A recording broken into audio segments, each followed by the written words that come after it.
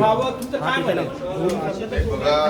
बेगाने शादी में अब्दुल्ला दिवाना यांनी जी इच्छा व्यक्त केली आहे आणि महाराष्ट्राच्या संदर्भामध्ये बोलत असताना शरद पवारांचा पक्ष हा काँग्रेसमध्ये विलीन झाला पाहिजे. नक्कीच बेगाने शादी में अब्दुल्ला दिवाना यांची परिस्थिती समजू शकतो आणि त्या निमित्ताने शरद पवारांचा पक्ष काँग्रेसमध्ये विलीन करून शरद पवारांना राज्यसभेचं विरोधी पक्षनेते करायचं, उद्धव ठाकरेंची शिवसेना काँग्रेसमध्ये विलीन करून उद्धव ठाकरेंना महाराष्ट्राच्या काँग्रेसचा प्रदेशाध्यक्ष करायचं, हीच का इच्छा नक्कीच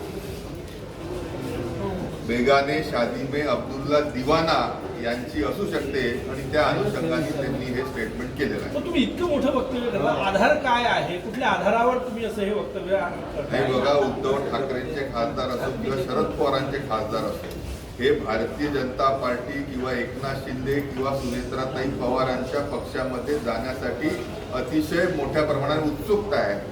मरता क्या न करता यापेक्षा या सर्वांना काँग्रेसमध्ये पाठवावं आणि त्या निमित्ताने पवारांना विरोधी पक्ष नेतेपद राष्ट्रवादीचे ते स्वतः सदस्य आहेत आणि सोबतच उद्धव ठाकरेंना काँग्रेसचं महाराष्ट्राचं प्रदेशाध्यक्ष मिळवून घ्यायचं, हाच त्याच्या मागचा उद्देश दिसतो. विधान परिषदेच्या पोटनिवडणूक आहे. सुनील केदार एक हाती त्या ठिकाणी किल्ला त्यांच्या ताब्यात लढवत आहे आणि तुम्ही आणि डॉक्टर साहेब दोन्ही सुनील केदारांचे विरोधी मानले जातात.